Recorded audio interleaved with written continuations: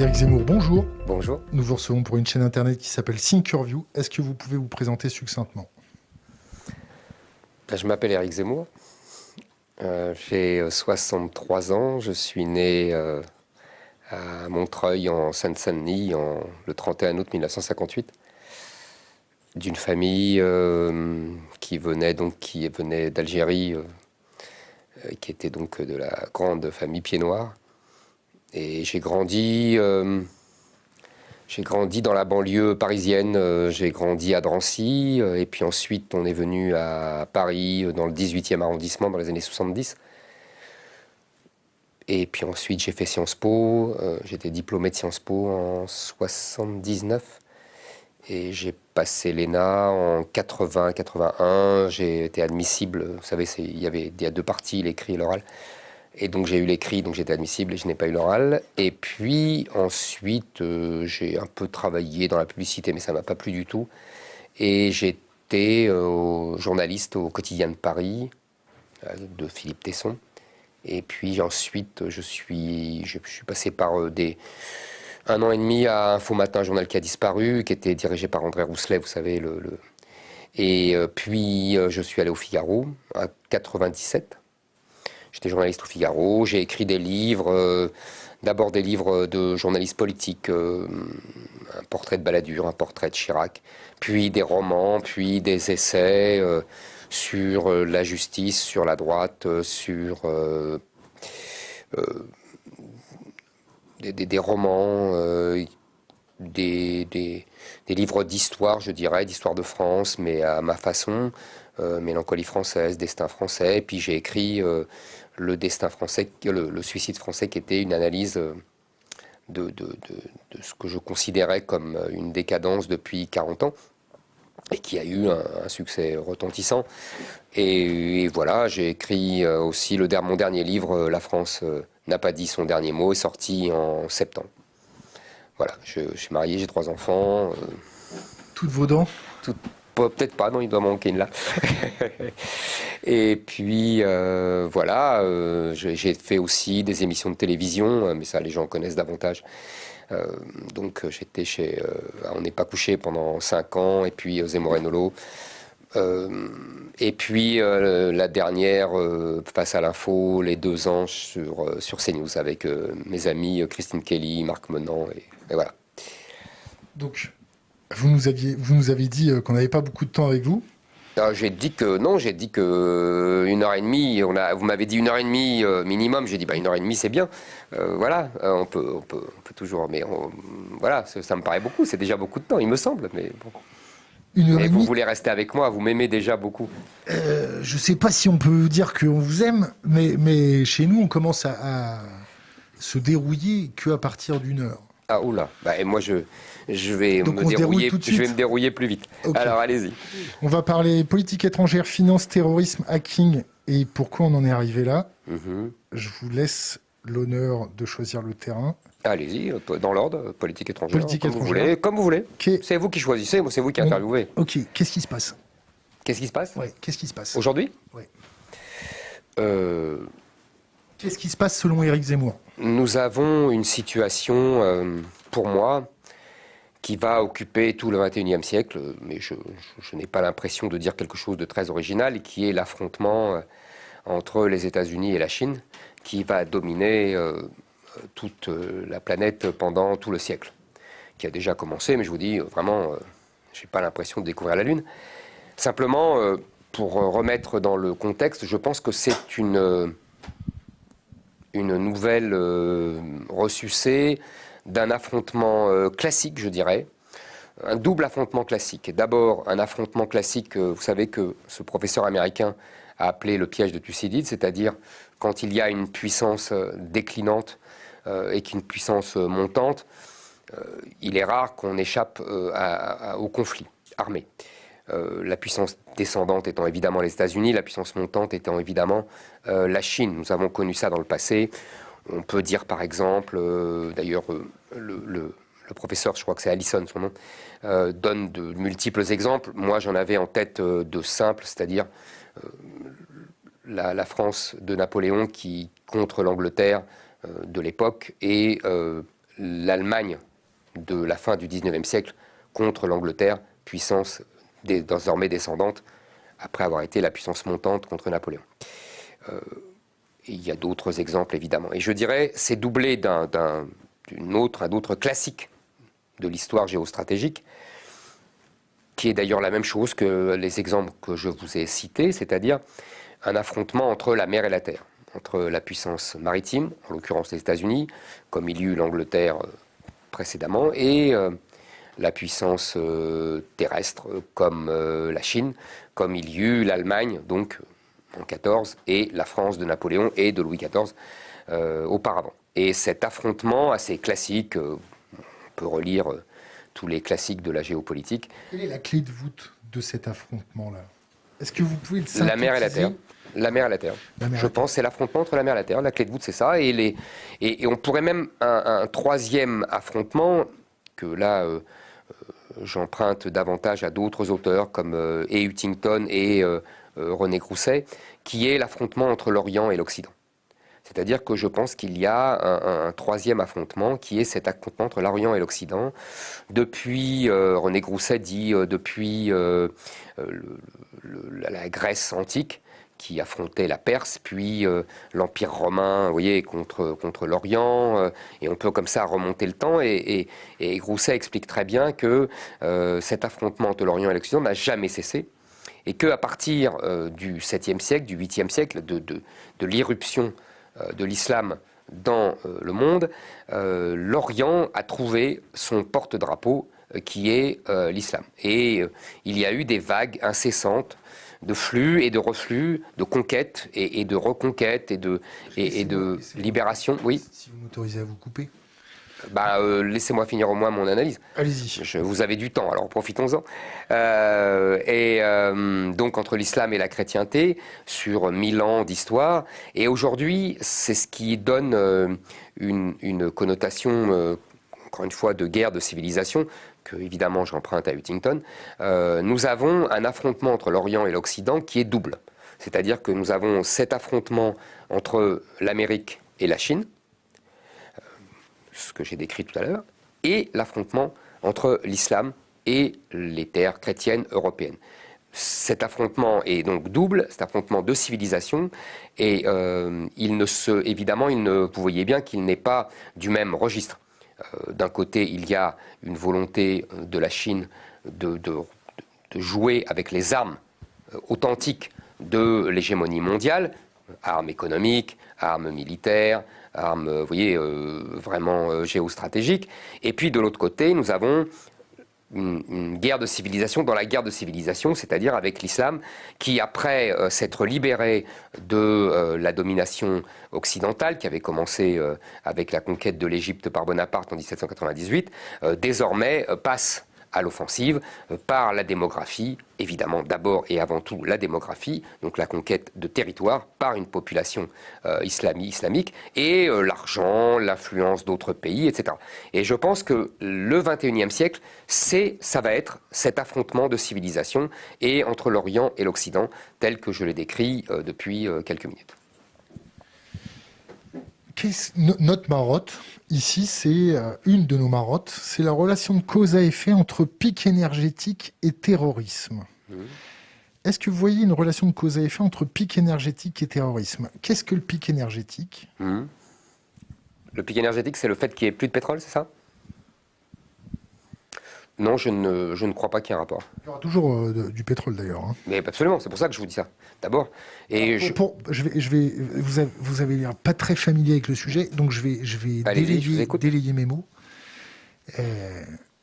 La capacité à avoir de la calorie facile, que ce soit de la calorie alimentaire ou de la calorie que vous utilisez dans votre transport, quand le gâteau se raréfie, les chevaux se battent.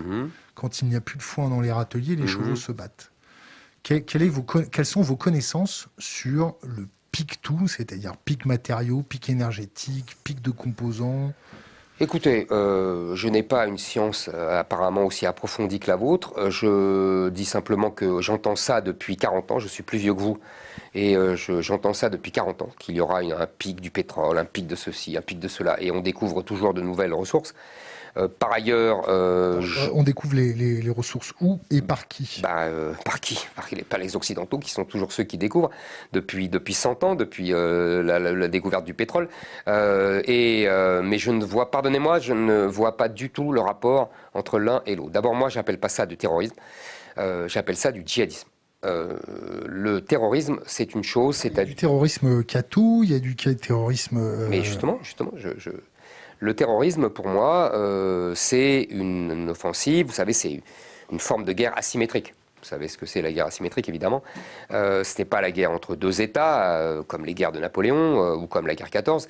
C'est une guerre d'un groupe contre un État ou contre une nation pour le faire plier par des moyens qui harcèle, qui obsède tellement sa population qu'il cède. On peut parler par exemple de terrorisme d'extrême gauche, communiste dans les années 70, je me souviens très très bien de ça, des brigades rouges en Italie, de la bande à Bader en Allemagne, ou même du terrorisme... récemment dans les pays nordiques. Ou récemment dans les pays nordiques, je ne vois pas. Utoya, ça vous parle? Breivik, vous voulez dire? C'est pas du terrorisme, c'est un massacre.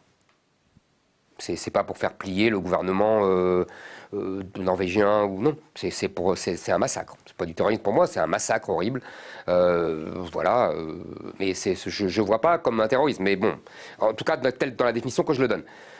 C'est un massacre terrifiant et fou, mais voilà, il n'y a pas de suite d'ailleurs, j'ai pas vu de suite, il n'y a pas de revendication, il n'y a pas de... Bon. Le terrorisme d'extrême gauche, il y avait des revendications, il y avait une volonté de montrer qu'en vérité, le vrai visage de la démocratie, qui selon eux était une dictature. Et ces gens-là, d'extrême gauche, je me souviens très bien de leur discours, j'étais adolescent, donc je m'en souviens très très bien, voulaient montrer que, en fait, ce qu'on appelait la démocratie parlementaire n'était qu'en fait une forme sophistiquée de fascisme. Et ils voulaient radicaliser l'État pour qu'il prive de liberté à quoi. Ça, c'est du terrorisme. Et on peut aussi, il y a le terrorisme pour s'émanciper, le terrorisme du FLN contre la France pendant la guerre d'Algérie, qui mettait des bombes. Terrorisme ou résistance? Moi, j'appelle ça terrorisme, mais vous avez raison. Vous avez tout à fait raison. Même les résistants en France... Non, mais vous avez raison, vous avez raison. Le résistant, c'est quand on s'émancipe, et le terroriste, c'est quand on subit cette action. Vous avez raison, pour les Allemands, les résistants Jean Moulin étaient des terroristes. Donc je ne joue pas sur les mots. Pour moi, c'est du terrorisme parce que je suis français et que donc je suis toujours pour la France. Mais vous avez raison, pour eux, c'est de la résistance. Donc vous voyez, je ne joue pas sur les mots avec vous. Maintenant, pareil pour les Palestiniens avec les Israéliens. Pour les Israéliens, c'est des terroristes. Pour les Palestiniens, c'est des résistants. Après, chacun choisit ses mots. Vous avez tout à fait raison selon son camp. La France se positionne là-dedans. Alors, j'ai pas fini. Puisque je réponds à votre question sur le pic. Donc je ne pense pas que ce qu'on a vécu depuis 2012, depuis Mohamed Merah, depuis 2015, Charlie, le Bataclan, l'égorgement de Samuel Paty, l'égorgement de prêtres dans leur église ou de la policière dans son commissariat, je ne pense pas que ce soit du terrorisme. Je pense que c'est du djihadisme. C'est-à-dire que le djihad, c'est la conquête d'un territoire par l'islam, par des moyens violents, qui est prescrit par le Coran. Tout est écrit dans le Coran en l'occurrence, et qui ordonne aux musulmans de conquérir des territoires pour islamiser les populations et pour islamiser le monde. C'est l'objectif de l'islam et du Coran. Dans ce cas-là, si vous voulez... nous avons donc des gens qui agressent des populations infidèles pour les transformer en sujets d'Allah. L'islam fonctionne selon une catégorie binaire. Il y a ce qu'ils appellent le Dar el-Islam et le Dar el-Harb, c'est-à-dire le monde de l'islam et le monde de la guerre. Et Dar es-Salam. Oui, Dar el-Islam, c'est la même chose. Dar el-Salam, c'est le monde de la paix. Mais c'est le monde de l'islam. Parce qu'on a la paix que quand on est converti et soumis à l'islam et soumis à Dieu. C'est la même chose. Il y a la même, islam veut dire soumission, et elle a la même racine que salam, parce qu'on a la paix que dans la soumission. L'islam est moi j'estime que c'est une religion totalitaire, c'est-à-dire qui prend en compte toutes les composantes de l'existence humaine, qui ne connaît pas l'individu, et qui considère qu'on est émancipé par la soumission à Dieu. Vous croyez en Dieu? Ça dépend des jours. Ça dépend des jours. C'est-à-dire, c'est-à-dire que je n'ai pas une foi vibrante. Il y a toujours un conflit entre mon enfance, je suis d'une famille juive traditionnelle et donc mes parents étaient très croyants, et ma rationalité occidentale, française, qui est plus agnostique. Et donc ce conflit en moi est permanent et donc c'est pour ça que je vous dis, sous forme de boutade, ça dépend des jours. Je vous laisse continuer sur le djihadisme. Et je vous en prie. On reviendra sur le djihadisme. Je voudrais qu'on revienne sur la politique étrangère de la France. Je vous donne un cas concret. Je vous donne un cas concret. Allez-y. Quand la Chine stoppe les exportations de fertilisants. Fertilisants. Ça vous fait penser à quoi? Ça fait penser à un crush énergétique. Ça fait penser à de la guerre économique. Ça fait penser à du protectionnisme. Ça fait penser à Winter is coming. Vous connaissez l'expression? Non. L'hiver arrive. Vous connaissez pas Game of Thrones? Non. Bon. Enfin, je connais de nom, bien sûr, mais je suis pas un spécialiste de ça, non. Ça se fait en un week-end. Oui, mais je n'ai pas spécialement envie. J'ai d'autres livres à lire. C'est important aussi pour connaître la mémétique et prendre la température de la population, s'intéresser à ce que... vous savez, on ne peut pas tout voir, tout regarder, tout... Qu'est-ce qu'on fait avec une Chine qui stoppe ses exportations de fertilisants? Pour moi, pour répondre à votre question, c'est de la guerre économique et du protectionnisme. C'est comme le fait que la Chine ait interdit la vente de ses arbres. On m'a appris ça, je suis très frappé par ça, alors que nous continuons à vendre, alors qu'ils nous achètent beaucoup de nos chênes, etc. Eux, ils ont interdit l'exportation de ces arbres, de ces forêts, etc. C'est du protectionnisme. Les Chinois n'ont aucun scrupule pour faire du protectionnisme, ils n'ont pas tort d'ailleurs. C'est comme ça qu'ils ont pu ériger des rivaux à Google et à Facebook, etc. C'est en se barricadant et en interdisant l'arrivée de ces mastodontes américains, alors que nous, au nom du libre-échange, nous sommes laissés coloniser par les Américains. Voilà, les Chinois, eux, sont dans une logique d'affrontement, ils sont dans une logique je pense, de revanche. D'ailleurs, toute cette histoire pourrait être résumée à des revanches, c'est-à-dire que depuis la Renaissance, et plus encore le XVIIIe siècle, et plus encore le XIXe siècle, l'Europe a dominé le monde. Parce que l'Europe était plus créative, plus dynamique, plus avec un respect des sciences. Plus fourbe aussi. Les Anglais, pas les autres. Oui, les Anglais, mais vous savez, on l'a subi nous aussi. Donc l'Europe a dominé le monde et aujourd'hui il y a un besoin, une envie de revanche et de la part de l'Asie, en particulier des Chinois, mais aussi des autres, et de la part du monde musulman, qui veut prendre sa revanche sur une Europe qui a été hégémonique et donc arrogante et donc humiliante. Et voilà, c'est le sens de l'histoire, c'est sans fin. Je vous disais tout à l'heure, c'est depuis 1000 ans, flux et le reflux. Il y a comme ça des moments de flux et de reflux dans l'histoire du monde. Donc la politique de la France doit d'après moi, doit s'inscrire dans ce panorama global. On ne peut plus faire comme si nous étions dans les années 50, dans les années 70 ou même dans les années 20. Enfin, vous voyez, le panorama n'a plus rien à voir. Il a complètement été bouleversé selon moi, par les éléments que je vous ai donnés. La France, dans un phénomène de reflux, elle fait quoi? Alors, la population, elle fait quoi? L'industrie fait quoi? L'économie fait quoi? Et les politiques font quoi? La France est très mal en point dans ce panorama. D'abord parce qu'elle est prise évidemment par le reflux global, le reflux occidental et le reflux des pays européens. Elle est prise par le rapport de force démographique. Vous savez, je donne souvent ces chiffres parce que je le crois très parlant. En 1900, l'Europe, c'est 400 millions. L'Afrique, c'est 100 millions. Aujourd'hui, l'Europe, c'est 400, 500 millions. L'Afrique, en 2050, c'est 2 milliards. Donc, c'est-à-dire que le rapport de force de 1 à 4 a complètement basculé. En 1900, ça donne la colonisation européenne sur l'Afrique. Aujourd'hui, ça donne ce que j'appelle l'invasion migratoire en Europe, venue de l'Afrique, Afrique du Nord et Afrique noire. Je pense que la démographie, c'est le destin. Vieille phrase des Américains qui, en l'occurrence, ont raison. Donc, soit la France. Et pareil, pour toujours essayer d'être complet, pour ma deuxième guerre de civilisation entre la Chine et les États-Unis. Là, si vous voulez, nous sommes à la fois, comment vous dire, nous ne sommes pas en première ligne. Celle qui est en première ligne, ce sont les États-Unis. C'est-à-dire que le Napoléon et l'Angleterre de 1800, c'est la Chine et les États-Unis. Ce n'est plus la France. Non, au XXe siècle, les guerres par proxy. On est peut-être le proxy des États-Unis. Tout à fait, tout à fait. C'est ce que j'allais vous dire, exactement. C'est exactement ce que j'allais vous dire. Et on est en deuxième ligne, et les Américains considèrent que nous sommes des domestiques qui devons obéir.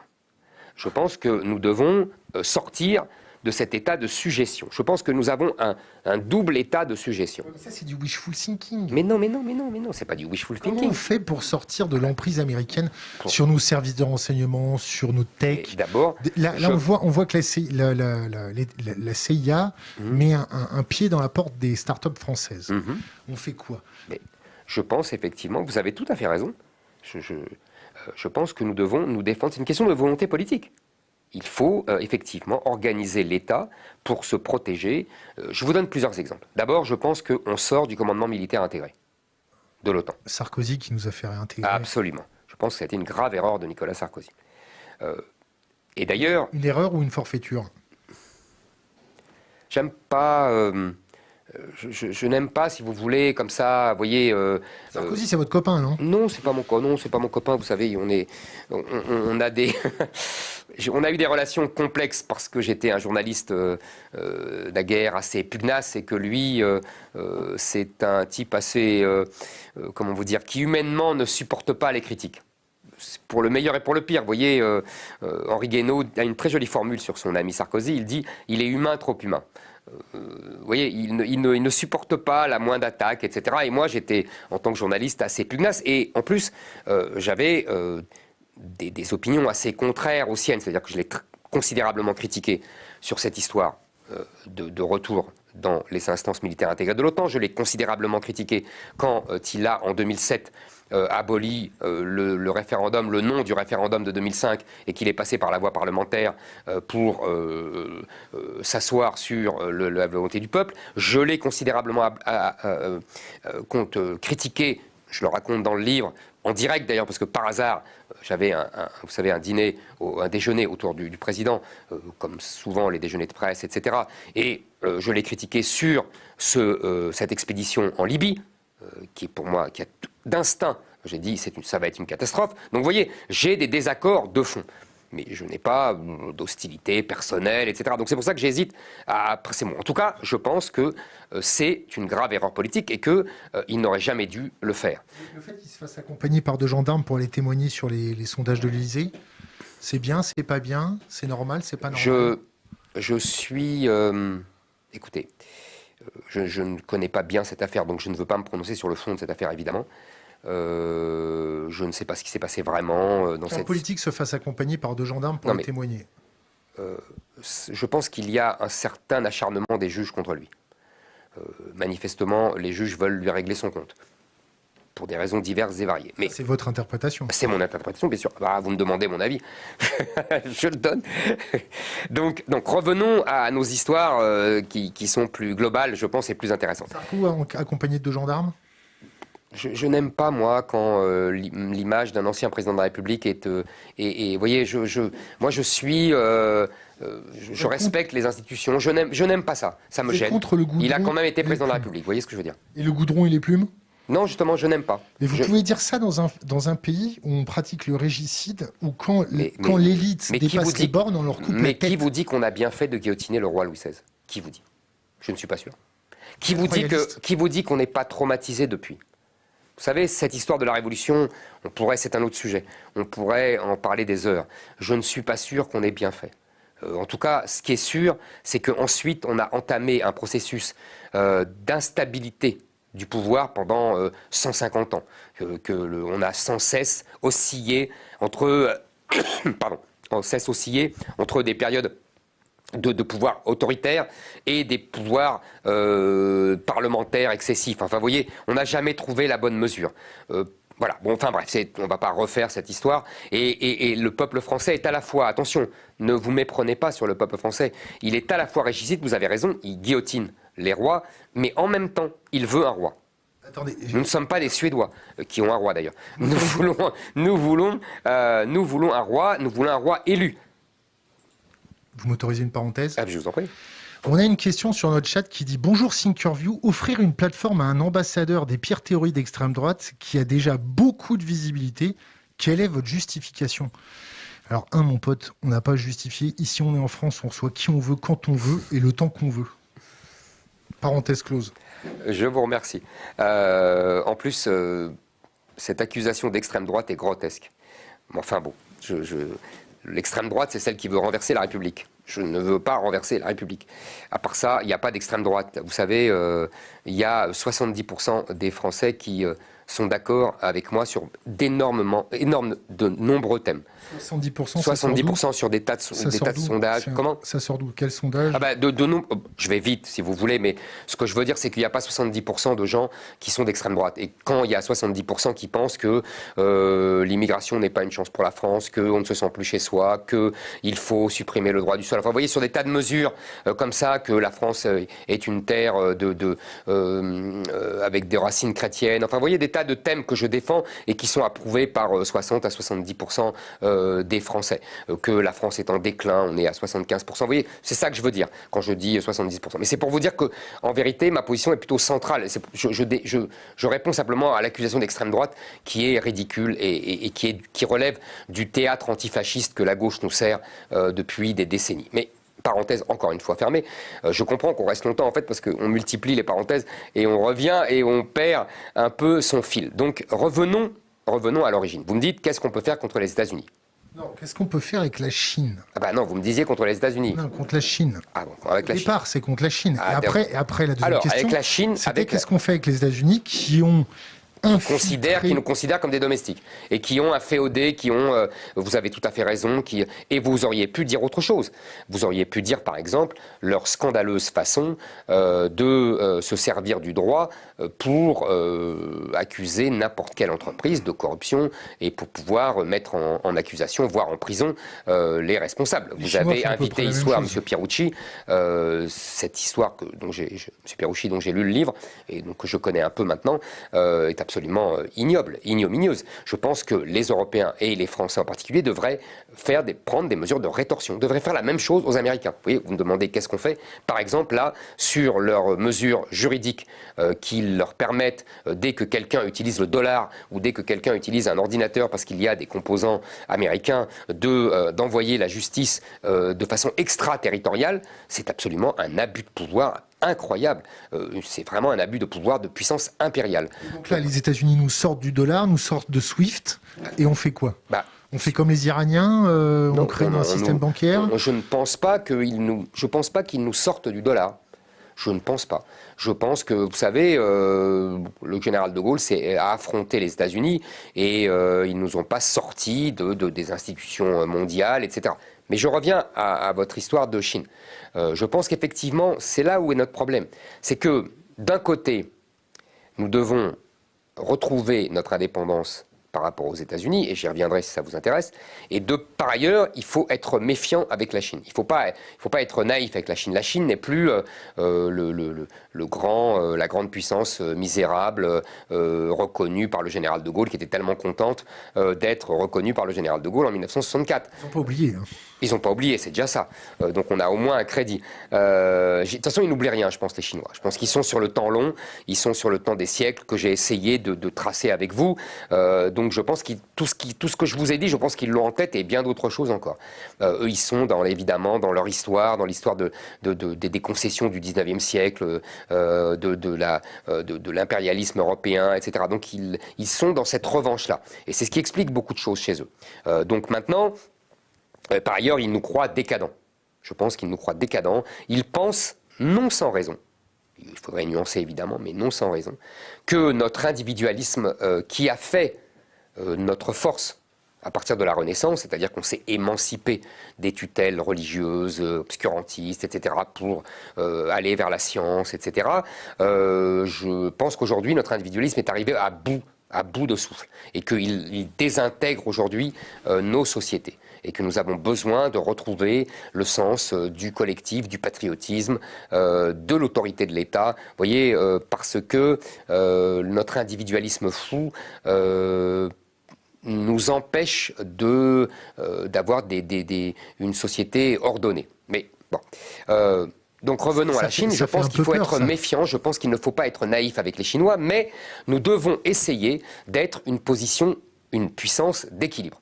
C'est-à-dire que nous n'avons pas à rentrer dans la logique de guerre avec la Chine où veulent nous faire rentrer les États-Unis.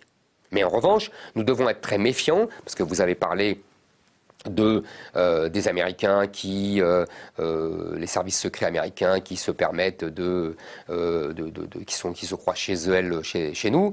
Les Chinois, c'est un peu la même chose. L'espionnage industriel de la Chine, c'est pas négligeable. Donc, nous devons cesser d'être les naïfs de l'histoire. Nous devons cesser si vous voulez, de nous soumettre à la Commission européenne qui ne jure que par le libre-échange et la concurrence pure et parfaite.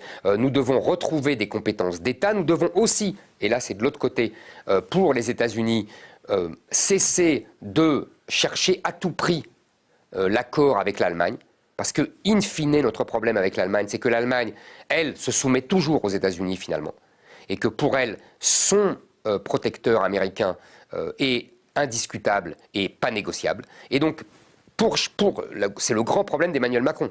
Pour ne pas lâcher la main de l'Allemagne, il finit par se soumettre aux États-Unis.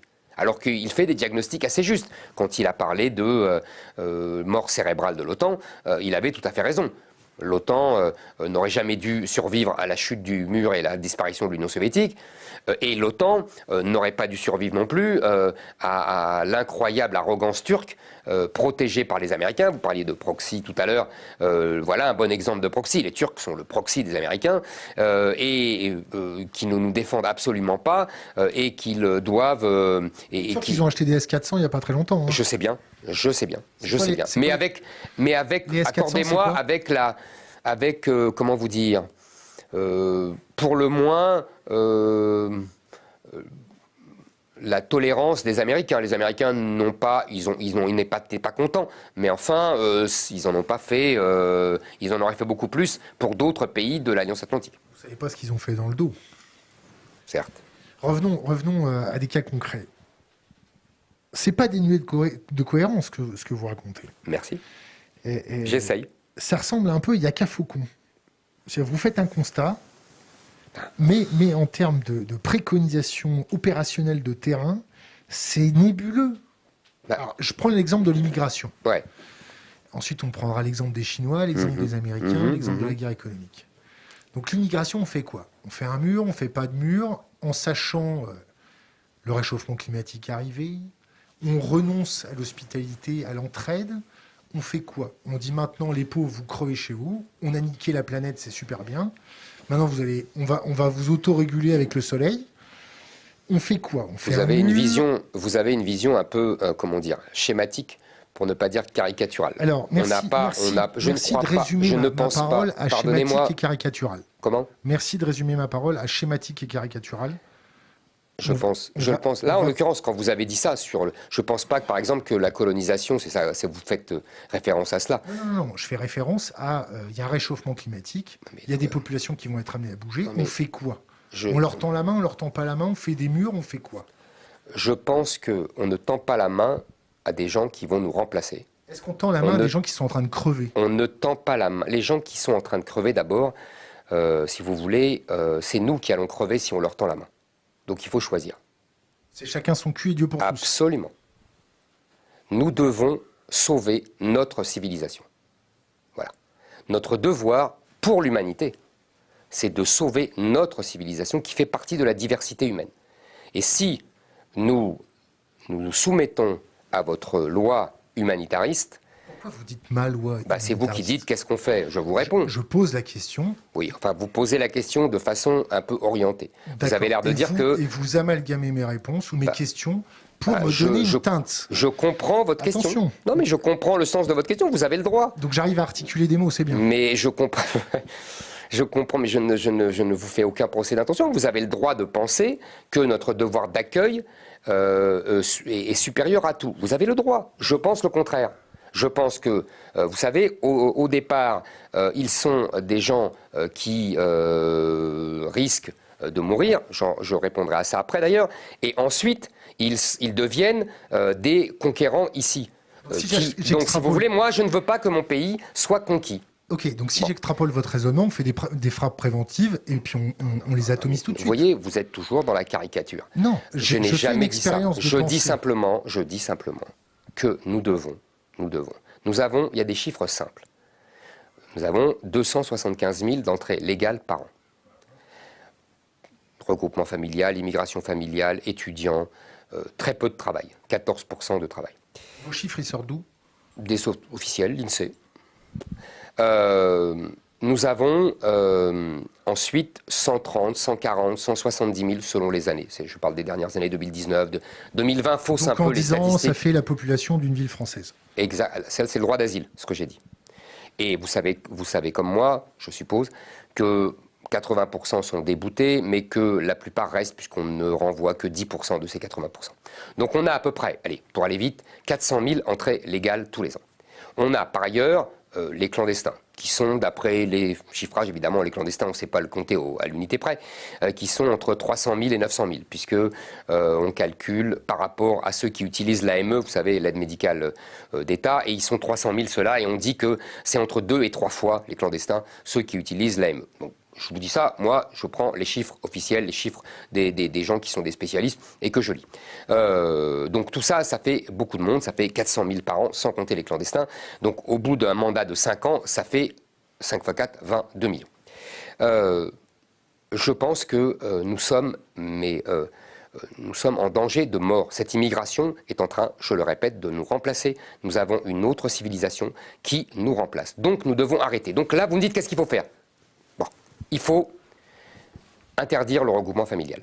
En tout cas, supprimer l'automaticité. C'est-à-dire que, si vous voulez, on a depuis 40 ans donné des droits automatiques aux immigrés. Les immigrés, qu'est-ce qu'ils font ? Ils définissent la politique d'immigration de la France. Ce n'est plus admissible. Donc nous devons supprimer l'automaticité de ces droits. L'immigration familiale, le regroupement familial, quand on va chercher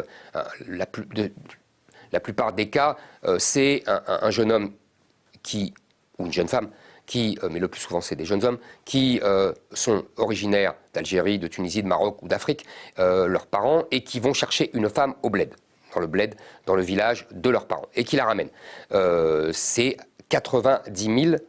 Il y a 90 000 avec le regroupement, l'immigration familiale en tout. Il y a 25 000 d'enfants et il y a le reste, c'est ce que je vous décris. Il y a 90 000 étudiants, dont la moitié viennent d'Afrique.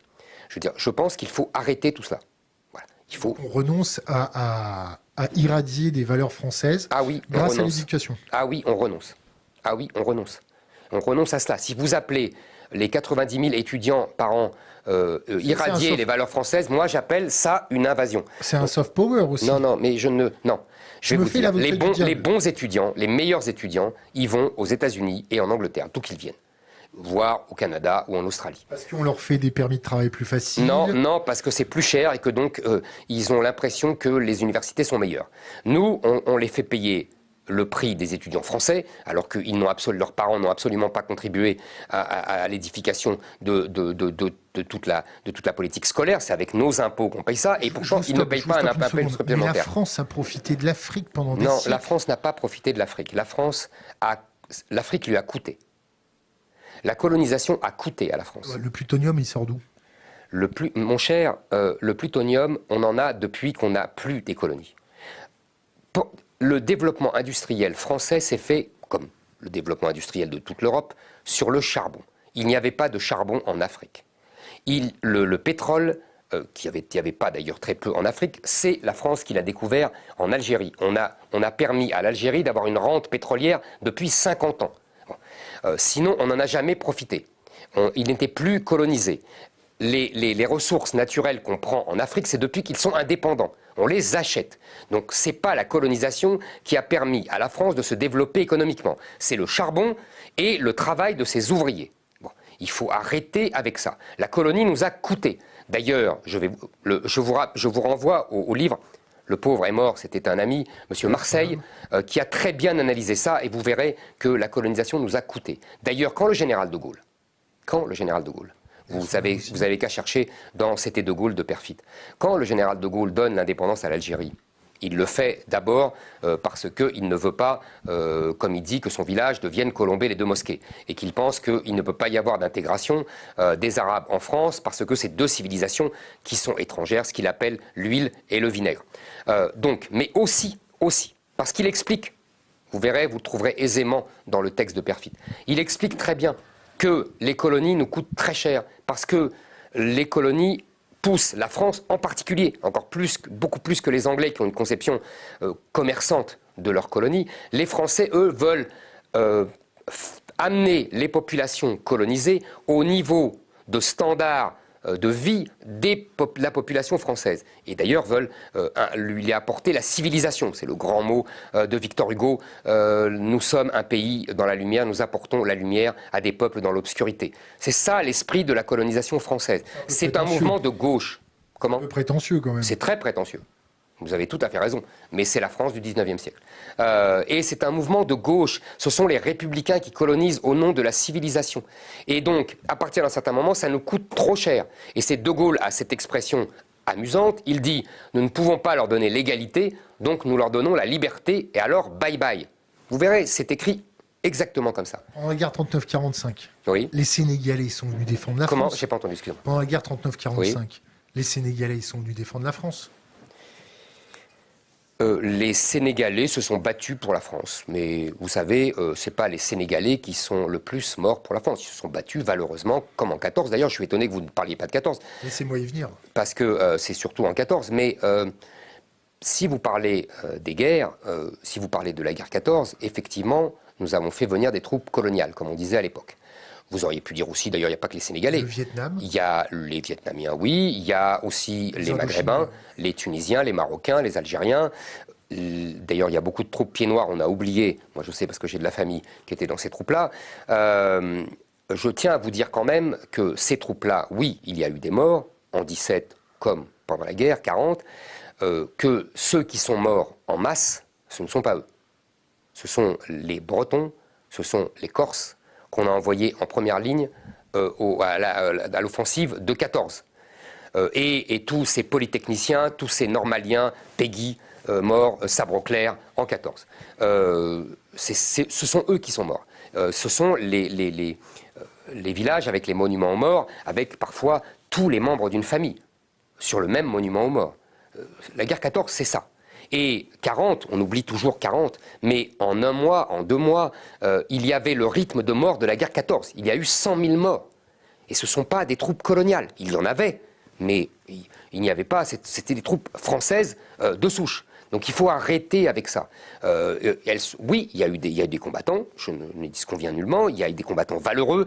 Par exemple, je pense à Monte Cassino, les tabors marocains ont été absolument d'un courage inouï, presque hors de proportion, mais absolument admirable. D'ailleurs, admiré par les soldats américains de l'époque, admiré par les soldats, et même terriblement craint par les soldats allemands. Donc vous voyez, je ne cache pas du tout cela. Mais il faut arrêter de croire qu'ils ils ne sont pas sauvés la France, ils ne sont pas, c'est pas eux qu'on a mis en premier rang. Tout ça est faux, c'est des légendes pour nous culpabiliser. Et je vous répète, la colonisation nous a coûté. Elle a ici et là enrichi ponctuellement quelques grands propriétaires. Encore une fois, je ne le nie pas. Mais globalement pour le pays, vous savez, je vais vous donner le dernier exemple et on passera à un autre sujet. À partir de la fin du 19e siècle, il y a un basculement économique, d'ailleurs, qui va provoquer, entre autres, la guerre 14. C'est que les Allemands commencent à devenir une énorme puissance industrielle, qu'ils en profitent exactement comme les Chinois aujourd'hui pour devenir une énorme puissance militaire, avec en plus des Chinois à la tradition militaire prussienne, et qui fait vraiment craindre aux Anglais. Il fait vraiment craindre aux Anglais que leur leadership va être contesté, et effectivement, il l'est. Mais l'Allemagne n'a pas de colonie. À l'époque, les pays qui n'ont pas de colonie vont se développer beaucoup plus vite économiquement que les pays qui en ont. En vérité, les colonies ont été un poids pour les pays qui ont été colonisateurs. Vous savez pourquoi la France a colonisé? Parce que après la défaite de Napoléon, elle était, si vous voulez, en manque d'un rôle mondial. Et qu'elle voulait garder son statut de grande puissance. Et qu'elle avait été abaissée par sa défaite à Waterloo, qu'elle n'avait plus son empire magnifique. Ça, c'est un empire magnifique, c'est-à-dire l'empire européen, c'est-à-dire l'Italie du Nord, l'Allemagne rhénane, la Belgique, les Pays-Bas. Ça, c'était un empire qui faisait la grandeur de la France. Donc, elle a trouvé un pis-aller qui était les colonies en Afrique. Mais très, très vite, et à l'extrême droite, pour reprendre l'expression, et à l'extrême gauche, il y a des gens qui disent « vous êtes fous, ça va nous coûter trop cher ». Que ce soit Maurras ou Clémenceau, sont contre la colonisation. Vous voyez, il y a des opposants à la colonisation. Il y a ce mot fameux, vous savez, en réponse à Jules Ferry, qui est le républicain favorable à la colonisation, et à qui on répond nous avons deux sœurs qui sont perdues, c'est l'Alsace et la Lorraine, perdues devant l'Allemagne, et vous nous offrez 40 domestiques. C'était l'esprit de l'époque. Et vous voyez, donc, il ne faut pas croire, la colonisation, c'est pas ça qui a fait la richesse de la France. Merci pour ce petit cours d'histoire avec votre prisme de lecture. Revenons à maintenant. Allez-y. Mais c'est maintenant, puisque vous avez compris que... Alors là, je me permets une phrase.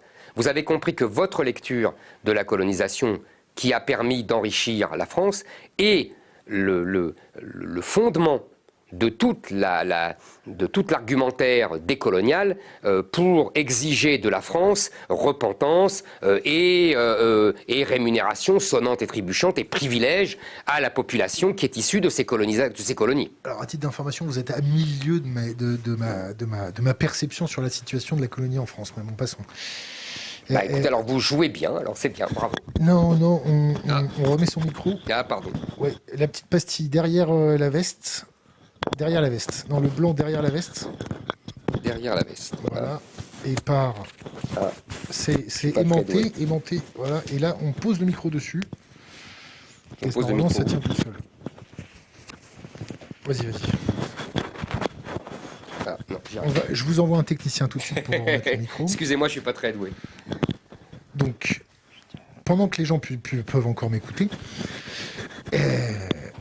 maintenant, on a le GIEC qui nous annonce des zones inhabitables en Asie, en Afrique, en Europe, aux États-Unis, en Amérique du Sud, en Amérique du Nord.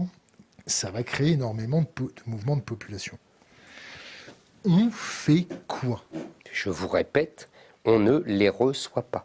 On fait comme les Australiens, on ferme Exactement. On fait comme les Australiens, on fait comme les Japonais. On ne prend plus de droit d'asile que quelques cas individuels des combattants de la liberté.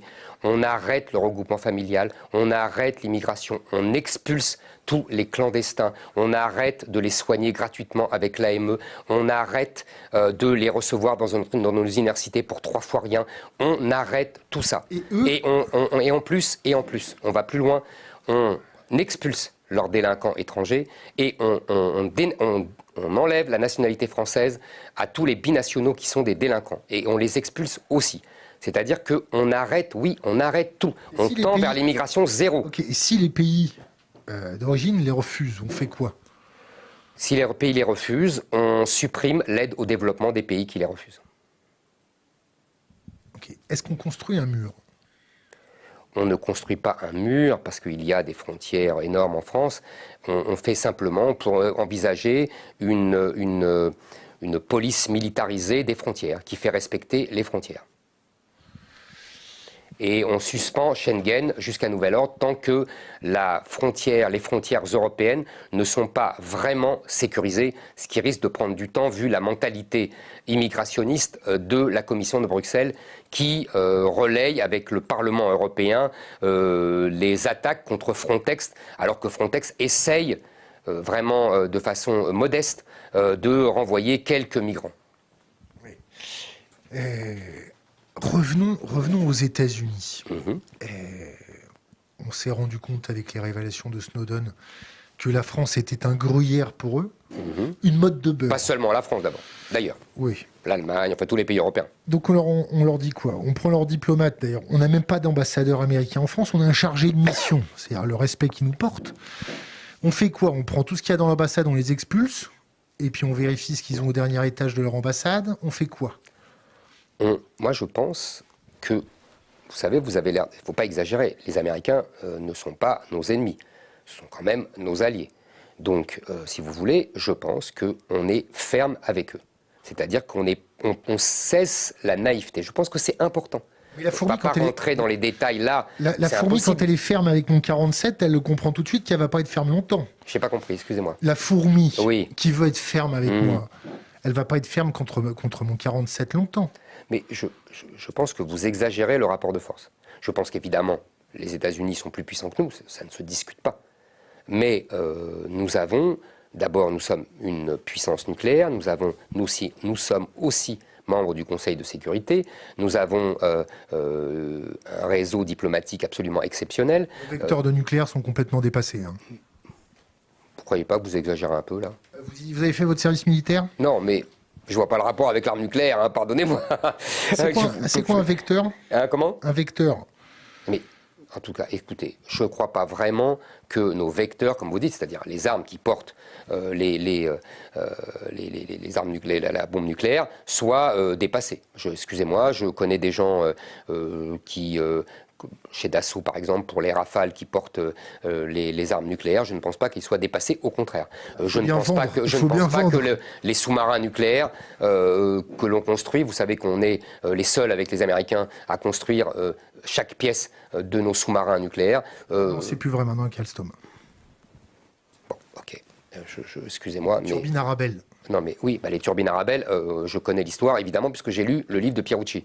Donc si vous voulez, les turbines Arabelle, c'est absolument un scandale. C'est pour ça que c'est un scandale. Ça s'appelle se faire mettre en laisse? Ah bah c'est Emmanuel Macron. Alors là, vous me parlez de forfaiture, on n'est pas loin. D'ailleurs, vous avez vu qu'il fait tout pour rattraper sa bévue. Il essaye maintenant, à la veille de la présidentielle, de racheter les fameux Arabelle. Donc, qui est une technologie, il faut expliquer aux gens, j'imagine, je ne sais pas, ils ne sont pas tous, mais une technologie qui est à la base de notre puissance nucléaire. Et donc, vous avez tout à fait raison, c'est absolument scandaleux de l'avoir laissé partir chez les Américains. Maintenant, il faut aussi se méfier de nos propres réactions, et des miennes aussi. Hein. Souvenez-vous quand même que la filière nucléaire française, la filière nucléaire civile, mais vous savez bien qu'il y a des liens entre la filière nucléaire civile et militaire, et Bernard Eisenberg. Voilà, a été choisi finalement un modèle américain, le fameux Westinghouse. Alors que les Français étaient favorables à une autre filière plus française. Donc finalement, je crois que c'est Pompidou qui a choisi, avec le général de Gaulle, finalement, la filière américaine. Donc vous voyez, c'est plus complexe. Mais maintenant, vous avez raison, les Américains se comportent comme des prédateurs, comme des protecteurs, en fait comme un protectorat. C'est le mot du général de Gaulle. L'OTAN, c'est un protectorat. Les États-Unis, qu'on nous considère comme les protecteurs. Et donc le protecteur fait fi de ses protégés. Donc nous devons cesser d'être des protégés. Mais je ne vais pas vous dire, là, telle mesure, là, vous me diriez vraiment, il n'y a qu'à Faucon. Je vous dis un état d'esprit, une philosophie. Nous devons être fermes vis-à-vis des États-Unis et nous devons cesser cette soumission. Est-ce qu'on peut être ferme? Oui, on peut être... Attendez. Allez-y. Est-ce qu'on peut être ferme quand on est devenu une puissance de moyenne impuissance? Oui, on peut être ferme. Souvenez-vous, Chirac, en 2003, a refusé la guerre en Irak. Il a été ferme, il a résisté, il a trouvé des alliés, l'Allemagne de Schröder, la Russie du début de Poutine. C'était quand les tests nucléaires français? Comment? C'était quand les tests nucléaires français? 95. Quand il a été élu en 95. Il l'a fait, alors qu'il y avait des pressions, justement, de l'Australie et... je suppose, manipulé par les Américains derrière. Vous voyez, il l'a fait. Donc, il y a possibilité de résister. Je suis désolé. Bien sûr qu'on est moins fort que les Américains, je ne vais pas vous dire, mais on peut avoir des... on peut tendre la main aux Russes. Moi, je suis tout à fait favorable à un rapprochement avec les Russes. Je suis favorable, par exemple, à ce qu'on décide, puisqu'on peut le faire solitairement en Europe, la fin des sanctions contre les Russes. et qu'on arrête de les embêter avec la Crimée qui était russe depuis le XVIIIe siècle. C'est comme si on nous embêtait avec la Lorraine ou la Corse. C'est la même période. Vous voyez, je pense qu'il y a des moyens de faire. La France peut retrouver une politique étrangère indépendante. En tout cas, elle le doit. Et je ne dis pas que c'est facile. Hein, je ne dis pas que c'est facile, je ne dis pas que c'est aisé, je ne dis pas que, évidemment, la soumission est beaucoup plus simple, mais ce n'est pas digne de la France. Donc je pense qu'on doit, en tout cas, mettre ce cap-là. Je reviens sur l'immigration. Faisons une expérience de pensée. Le réchauffement climatique s'emballe, il y a moins de récoltes, il y a moins de nourriture sur place, il fait trop chaud, les gens tombent dans les rues comme des mouches. Ils viennent pour migrer tels des oiseaux pour retrouver des températures plus clémentes. On fait quoi? Je vous répète, d'abord je ne crois pas à votre scénario catastrophe. Je n'y crois pas. Vous avez lu le rapport du GIEC? Oui, je lis pas des centaines de pages, je n'ai pas cette prétention. Je lis, je comprends, j'essaye de comprendre ce qu'ils disent. Vous ne croyez pas au réchauffement climatique? Si, je pense qu'il y a un réchauffement climatique, mais je pense d'abord que les êtres humains s'adaptent toujours au climat, quelle que soit la situation. Deuxièmement, je vous répète que moi, je veux protéger les Français. Ok, donc on fait une expérience de pensée. Pour moi, l'immigration est devenue le danger mortel pour la France et les Français. Donc il faut arrêter. Donc quel que soit, vous savez comment Rome est tombée face aux barbares. Non mais est-ce que vous savez pourquoi? Non mais je vais vous dire pourquoi, parce que c'est la même chose. Dites-moi, Rome. Ils étaient ce qu'on appelait les barbares étaient poursuivis par les Huns. Et Gengis Khan. Exactement. Et pour des raisons humanitaires, les Romains ont ouvert le fameux mur pour laisser rentrer les barbares. Les barbares ont fini par conquérir Rome. Ouais, mais là, c'est pas des barbares. Vous savez, nous sommes tous des barbares. Hannah Arendt disait très joliment, chaque génération nouvelle est une génération de barbares que nous devons civiliser. Nous sommes tous des barbares et moi, j'ai l'habitude de dire... Peut-être plus que les autres. Mais non, c'est pas ça. J'ai l'habitude de dire, puisque je viens moi aussi du sud de la Méditerranée, que je viens de Paris. que je suis moi-même un barbare romanisé. Et que simplement, j'ai fait le chemin des barbares romanisés. J'ai mis la toge, j'ai fait à Rome comme les Romains. Voilà. Vous parlez latin ? Non, mais parler latin, c'est rare. J'ai fait un peu de latin dans ma jeunesse, mais c'est vieux maintenant. Bon, alors bref, donc tout ça pour vous dire qu'ils peuvent émigrer ailleurs. Vous remarquerez que cette question, on ne pose pas cette question au Japon. On ne pose pas cette question à l'Australie. On ne pose pas cette question même à l'Arabie Saoudite. Moi, je vous pose cette question à vous. Mais moi, je la pose, je vous dis non.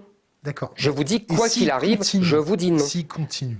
Mais s'ils continuent, ils se débrouilleront. Vous savez que les murs n'ont jamais arrêté des gens qui avaient faim. Mais c'est faux, ça. Ah bon? C'est faux. C'est faux. Je suis désolé de vous dire, les murs arrêtent les gens. Le mur à la frontière mexicaine a réduit l'immigration. À quel prix? Mais je m'en fous. Le prix ne sera jamais aussi élevé que la mort du peuple français. Voilà. Et pour moi, il en va de la vie et de la mort du peuple français. Voilà. C'est tout, c'est simple. Vous voyez, je suis prêt à mettre le prix. On fait quoi avec l'Europe? On sort, on fait un Brexit à la française? Vous savez, je pense que nous ne sommes pas l'Angleterre. Oui, parce qu'on n'est pas une île, bien vu. Et, vous avez raison, géographie, d'abord, et 2, histoire.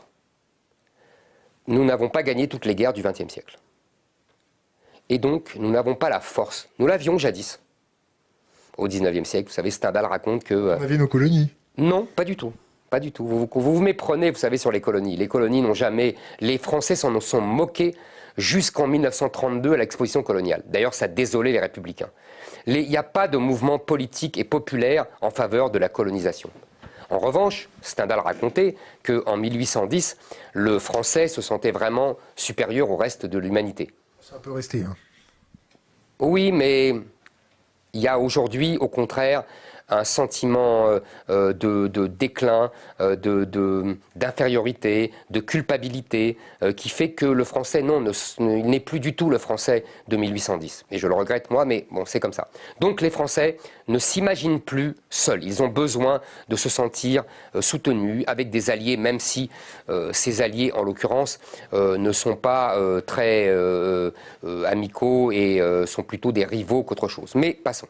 Donc je pense que le le Frexit serait une erreur, que d'abord on n'aurait pas de majorité pour cela, et que en plus ça désorganiserait l'économie. L'Angleterre n'était pas dans l'euro, l'Angleterre n'était pas dans Schengen. Vous voyez, on a des liens beaucoup plus étroits, et donc les rompre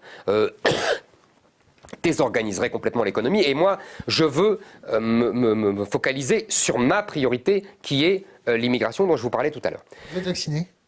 Oui, pardon, j'ai une dose. J'ai eu le Covid et je me suis fait vacciner avant les vacances pour... Paraît-il que Covid plus vaccin, c'est le meilleur combo pour les défenses immunitaires. Je vous laisse continuer. Je vous avoue que je ne suis pas du tout un spécialiste. Donc, on verra bien. Donc, je vous disais, là, vous m'avez perdu. C'est exprès. D'accord. Bon, ben, c'est réussi. Donc, vous savez pourquoi je fais ça? Non. Parce que quand je vous entends parler, en fait, en préparant cette interview, j'ai mangé du Éric Zemmour depuis à peu près 15 jours. Chose que je ne faisais absolument jamais. Et j'entends, en fait, toute cette petite ritournelle. Et c'est pour ça que je me permets de faire une grande interview avec vous et de vous secouer et de vous perdre pour voir qui est le vrai Éric Zemmour. Mais ce que vous ne comprenez pas, c'est que le vrai Éric Zemmour, c'est celui de cette ritournelle, comme vous dites. Voilà. Et que vous n'obtiendrez pas, même en restant 10 heures, autre chose. Avec une bouteille de J. Poulain, je vous fais plier en 20 minutes. Ne vous inquiétez pas, je dis exactement en privé ce que je dis en public. Voilà. C'est simple, moi je suis quelqu'un de simple, vous savez, pas de sophistication de ce côté-là. Donc, vous n'aurez pas un autre discours, parce que je crois vraiment ce que je dis, et je pense vraiment ce que je dis. Sur la question du réchauffement climatique, donc, avec les réfugiés climatiques, on vous les a déjà posé ces questions, non? Ils iront ailleurs. Voilà. C'est la mort, mais pas chez nous. Exactement. Parce que pour éviter la mort chez nous, de notre peuple. Moi, je choisis. La préférence nationale. Exactement. Je choisis la préférence nationale. Je choisis de sauver le peuple français que j'aime.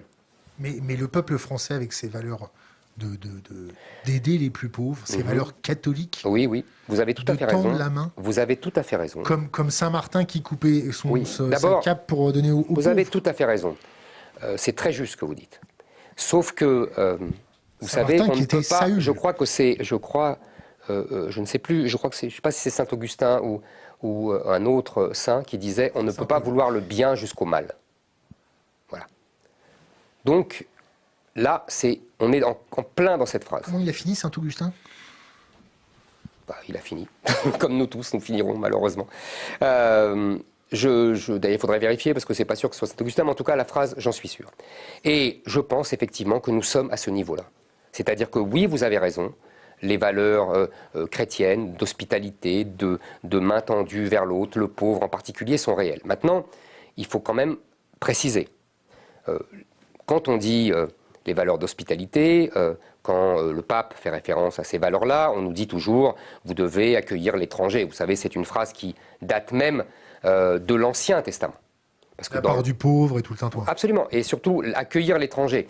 Ça vient de l'Ancien Testament, même de Abraham, etc. Parce qu'on dit au peuple juif, vous avez été vous-même étranger en Égypte, et donc vous devez accueillir l'étranger. Mais on oublie un petit détail. C'est que dans ce cadre-là biblique de l'accueil de l'étranger, on vous dit, en gros, accueillez l'étranger et ne le trucidez pas. Bon. Mais on oublie toujours de dire qu'il repart. Il reste 1 jour, 2 jours, 3 jours, et ensuite il s'en va. Il ne reste pas des années. Il ne veut pas changer l'âme du peuple français. Il ne veut pas imposer sa loi, son Dieu et ses mœurs. L'étranger, quand il devient français, à Rome, il fait comme les Romains. Si à Rome, il ne fait pas comme les Romains, il est un colonisateur. Le Gaulois. Le Gaulois a fait comme les Romains. Ouais. Nous sommes devenus la civilisation gallo-romaine. Oui, gallo-romaine, pardon. Voilà. Donc, si vous voulez, je n'ai aucune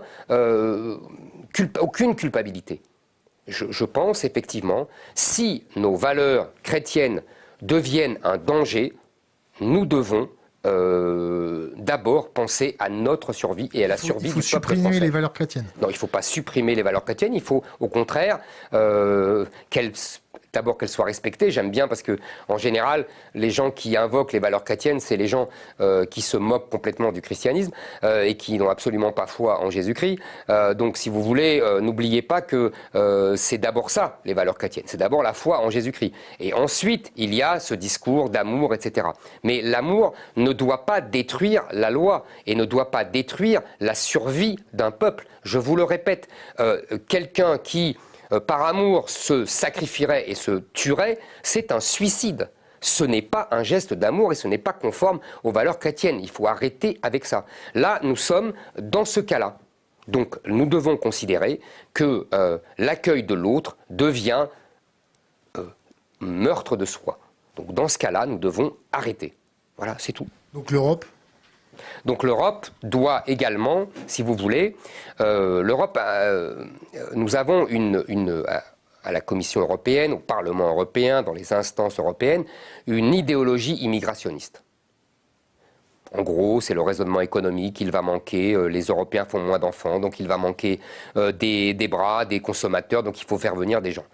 Et on se moque complètement que ces gens aient une culture, des mœurs, une civilisation radicalement différente et qu'en plus, ils ont pour beaucoup une attitude agressive à l'égard de notre civilisation par ressentiment. C'est la discussion qu'on a eue au début.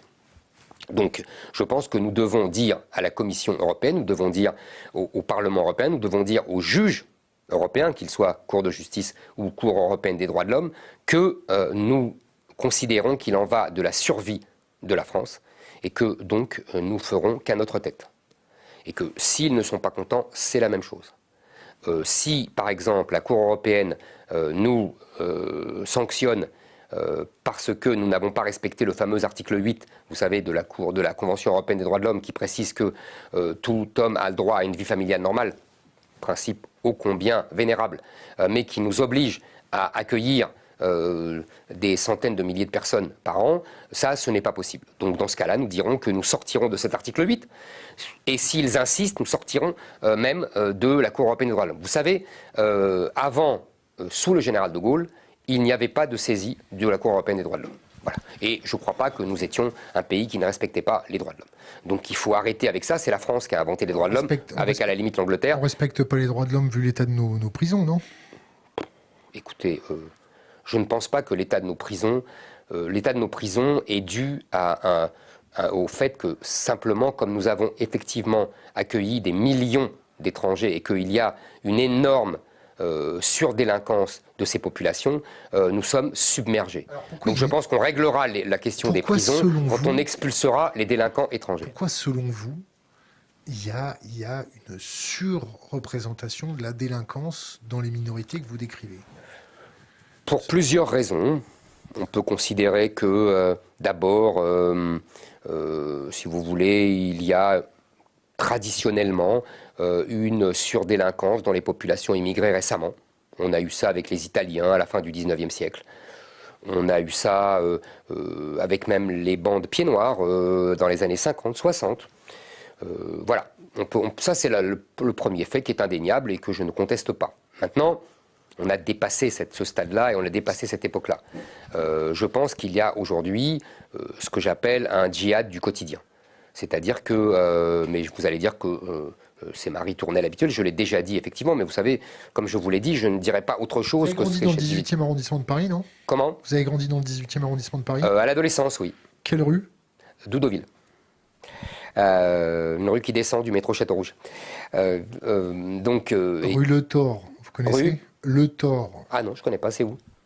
C'est le cœur même du 18e. C'est vers quelle rue ? C'est juste en face de la porte de Clignancourt. Ah, je connais très bien. Je ne connais pas cette rue. Mais moi, j'étais plutôt à Château-Rouge, vous voyez, un peu plus loin de Clignancourt. J'allais pas souvent à Clignancourt. J'étais plus près de Porte de la Chapelle. Ah, pas trop. Vous voyez, entre Barbès et la Porte de la Chapelle. Il y a Château-Rouge et on descend la rue de Deauville, derrière la rue Ordener, la rue Mira, la rue Léon, vous voyez. C'était la rue Championnet. La rue Championnet, non, c'est plus vers Porte de Clignancourt, la rue Championnet. Par rapport à la piscine, c'est où ? Quelle piscine ? La piscine où c'est Championnet Sport qui utilise. Ah, mais c'est plus. Non, moi je suis plus côté Barbès. Plus près de Barbès. Donc, je vous disais, je pense que ce que j'appelle le djihad du quotidien, c'est-à-dire qu'on a vu qu'il y avait une interpénétration entre, si vous voulez, les milieux du djihadisme, les grands attentats, etc., qui étaient tous des anciens délinquants. Je pense qu'il y a, si vous voulez, une mentalité de revanche, que cette délinquance est le produit d'une volonté de revanche sur les Français qui nous ont colonisés, etc., sur les infidèles, etc., et que tous les moyens sont bons, trafic de drogue, vol, viol, et que nous devons tenir compte de cet état de fait, si vous voulez, pour prendre les mesures qui s'imposent. Je vous disais, par exemple... l'avocat du diable. Vous ne pensez pas que ces populations qui ont été parquées dans des bidonvilles, traitées comme des chiens, avec c'était quoi, en 58, il n'y avait pas des bidonvilles à côté de Paris? Ils vivaient où en Algérie? Pardonnez-moi, pourquoi ils sont venus en France? Pourquoi ils sont venus en France? Oui, pour gagner plus. Donc on les a traités comme des chiens, en leur donnant plus d'argent que chez eux. C'est ça que vous appelez traiter comme des chiens. On leur a donné du boulot. Ensuite, on a fait venir leurs femmes, leurs enfants. On avait sauvé leurs enfants, parce que c'est la médecine française qui sauvait leurs enfants. Je vous rappelle que moi, mes ancêtres étaient en Algérie, et on mourait du choléra et du typhus comme pas un. Hein. Ça tombait comme des mouches. C'était ça l'Algérie.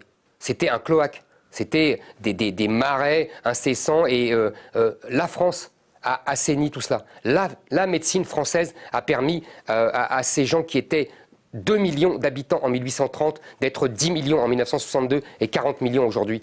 C'est ça, les appeler comme des chiens. On les a fait venir, on leur a donné les allocations familiales, on leur a permis d'aller à l'école, on leur a permis d'apprendre la langue française, la magnifique littérature française. On les a mis dans des HLM alors qu'ils vivaient dans des gourbis. C'est ça que vous appelez traiter comme des chiens. On les a remis dans des gourbis, non? Non, pas du tout. Les HLM ont été transformés par des gourbis par la population elle-même. Quand il y a une population autre, les HLM sont impeccables. Et il n'y a pas de dégradation et il n'y a pas de vol. Bon, alors arrêtez avec ça. On ne les a pas maltraités du tout. D'ailleurs, je discute avec beaucoup de Maghrébins, en particulier les Kabyles, qui le savent très bien. La France a été bonne fille et bonne mère et très généreuse. Et on ne les a pas parqués. On les a mis dans des HLM où nous étions, nous, les pieds noirs. Simplement, ce sont eux qui ont chassé les autres. Ils ont chassé les autres parce qu'ils ont été... D'abord, ils ont imposé leur mode de vie, comme là-bas, et en plus, il y a eu des bandes maghrébines qui ont commencé à faire la loi, à voler on disait à l'époque, les autoradios. C'était le vol des autoradios, ça a commencé comme ça, dans fin des années 70. Donc, moi, j'avais toute ma famille dans les banlieues. Je sais exactement ce qui s'est passé, je l'ai vu. Donc ne me racontez pas d'histoire. On les a royalement traités et on continue. Vous savez, aujourd'hui, je vous ai dit tout à l'heure, il y a 14% seulement d'immigration de travail. Nous sommes passés d'une immigration de travail à une immigration sans travail. Vous savez, il y a aujourd'hui 8% de chômage en France. Il y a 14% parmi la population étrangère. Il y a aujourd'hui 13% d'inactifs en France. Il y a parmi la population extra-européenne 40% d'inactifs. Ces gens-là n'ont rien à faire chez nous. Voilà. Et ne dites pas qu'on les traite mal. On leur donne un système d'assistanat incroyable, qui nous coûte, qui nous plombe la compétitivité de nos entreprises. S'ils ont eu des enfants en France, on fait quoi? On supprime le droit du sol. On fait un charter avec tout le monde? Absolument. S'ils n'ont plus de titre de séjour légal, bien sûr. D'accord. Et le pauvre gamin qui est né chez nous? Le pauvre gamin qui est né chez nous, d'abord, il y en a beaucoup qui détestent la France. Vous avez remarqué. C'est parmi la jeunesse. Donc il y a un problème. Donc d'après moi, c'est qu'il est malheureux. S'il déteste la France et les Français, c'est qu'il est malheureux. Donc il sera mieux chez lui. Voilà. Il est... Chez lui, c'est pas ici? Non, c'est pas ici. La preuve, il le dit lui-même. Il dit, il n'est pas gaulois. Il n'est pas français. Quand on lui demande, il dit, je suis algérien, je suis marocain. Je comprends. Je le comprends. Vous savez, le roi du Maroc nous l'avait dit.